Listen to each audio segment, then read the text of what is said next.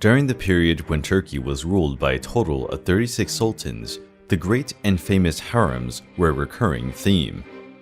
Very influential and usual in the Sultanate, the private harems of the rulers fascinate scholars to this day. It was not an uncontrolled orgy as some may think.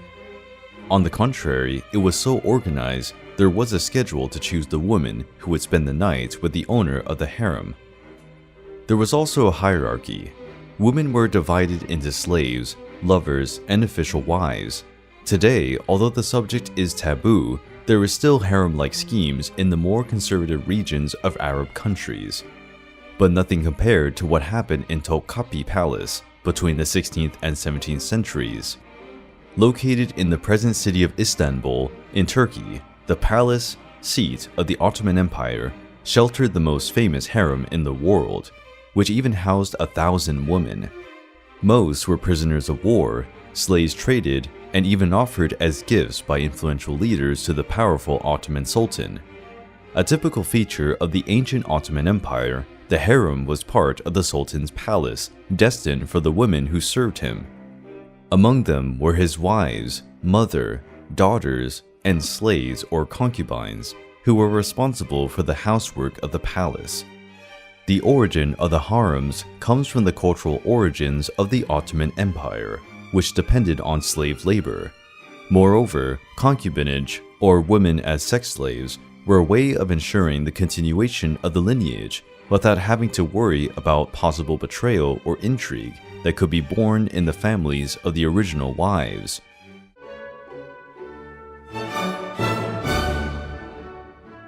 Created in the 13th century by Osman I, 1258 to 1326, the Ottoman Empire spread through Anatolia, present-day Turkey, until it overthrew in 1453 Constantinople, the Christian capital of the Eastern world. In the 16th century, the future of the territories, whose extension from Russia to Morocco had decided in the chambers and the enormous harem of Topkapi. In the harem, there was a kind of hierarchy. The person who administered the harems was, for the most part, the mother of the sultan in office and was given the title of Valida Sultan. None of the ladies of the harem could enter or leave the place without her authorization, and she often had power over the life or death of these women, depending on the infractions committed. The Valida Sultan was responsible for regulating the relationship of her son, Sultan, with his wives and children, ensuring substantial political power for mothers. This influence caused some tense situations throughout history, such as the presence of foreigners without permission on the spot. Recognized as the elder of the empire, the Valide was commonly consulted by ministers and religious leaders when they thought the sultan's decisions were wrong. The Valide was also seen as responsible for the creation and education of the future sultan, her son, who would one day rule the entire empire. Slave women could rise in the hierarchy of the harem, depending on their relationship with the sultan. They could be the favorite or give birth to a legitimate heir, as was the case with Roxolana, who became the favorite of Sultan Suleiman the Magnificent. Concubines and odalisques were the names given to the women of the harems. Odalisques, or women of the court, were slaves, usually prisoners of war or young people who lived in the palace in hope of having luxuries and comfort. These concubines were extremely beautiful women, educated, skilled in poetic recitation and music. Usually they were offered as gifts to the sultan. The concubines were the most beautiful and educated slaves. They sang and danced for the sultan. In general, they were entitled to only one night of love with him, but if they got pregnant, they became regular lovers, because they were supposed to be more fertile and thus generate heirs. The odalisques occupied the lowest rank among the sultan's women and had to do domestic services such as cleaning. The most prominent could be promoted to concubines. Nowadays, it is common to find women who dress up as odalisques at parties and thematic events, even with all the cultural burden. However, it's hard to imagine how they were. This is because, as much as they were represented by artists, the paintings we know today were made by painters from Western Europe, and the problem is that they never entered a harem. Although hundreds of women lived in the harem, ready to serve the Sultan and satisfy his demands, few stood face to face with the man. Only the most beautiful, talented, and well-trained were presented to the Sultan. If they were chosen, they would sleep one night with him. Otherwise, they were sent to provide support services and were hidden whenever the Sultan appeared. As much as the Western representation of the harems conveys an image of orgies and sex between many women and the Sultan, only one of them, carefully chosen, could sleep with him every night. This obeyed religious and practical matters. In the harem, parties and intimate meetings were organized in detail, monitoring possible pregnant women.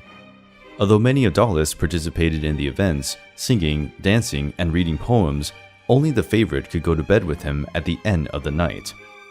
The Sultan's sexual partners became part of the dynasty and rose in the hierarchy until they reached the status of favorites or wives.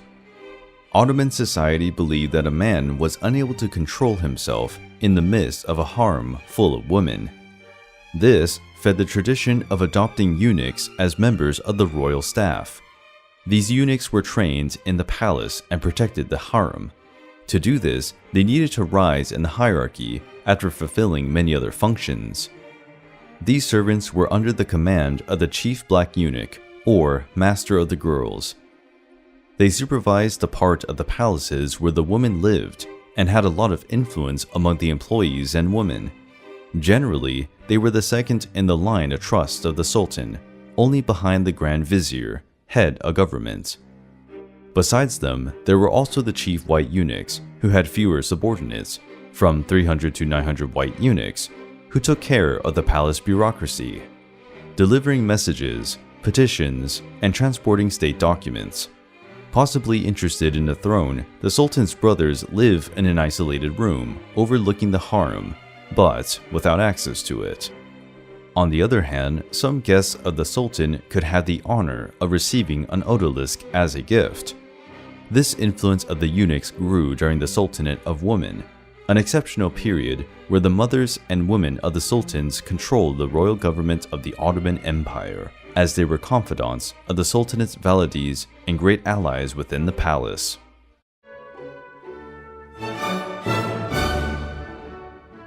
The Sultanate of Women, in Turkish Kadınlar Saltanati, lasted almost 130 years in the 16th and 17th centuries, when the women of the Imperial Harem of the Ottoman Empire had enormous political influence over the state affairs and the Ottoman Sultan, from the reign of Suleiman Magnificent. Many of the sultans during this period were minors. Their mothers, the Valide Sultanas, or their wives, the Haseki Sultanas, ruled the empire. Most of these women were of slave origin, which was generally the case with the consorts of the Ottoman sultans. The logic of maintaining power was the same. The concubine, Hatun, was chosen by the sultan. If she had a male child, he became a sultan. If this son became a sultan after his father's death, his mother would become the Valide Sultana, the highest post for a woman in the Ottoman Empire. Among these important women, we must mention Hafsa Sultan. She is considered the first Valide Sultana, mother of Suleiman the Magnificent, Sultan of the glorious period of the Ottoman Empire. She was the consort of Selim I. From 1513 to 1520, Hafsa Sultan lived with his son in Manisa, western Turkey, which he ruled the area. She was responsible for building a mosque, an elementary school, a college, and a hospital, where today there is a monument to her honor. She also started the Messir festival that still exists today. After Suleiman came to power in 1520, she became one of the most powerful women in the empire. Roxelana, the official wife of Suleiman and his Valide Sultana after Aysey's death. Nurbanu Sultan, 1574 to 1583. She was the official wife of Selim II and mother of Murad III. Nurbanu had a strong political influence, including exchanging letters with the French Queen Catherine de' Medici. Safiye Sultan, 1583 to 1605, official wife of Murad III and mother of Mehmed III. Like her mother-in-law, Safiye maintained diplomatic relations with other European queens, especially Elizabeth I, by exchanging gifts. Handan Sultan, 1603-1605. She was the wife of Mehmed III and mother of Ahmed I. Handan managed to convince his son, Ahmed I, to abolish the fratricidal law of the empire, where brothers killed each other to reach the throne. With this, she saved the life of Mustafa I.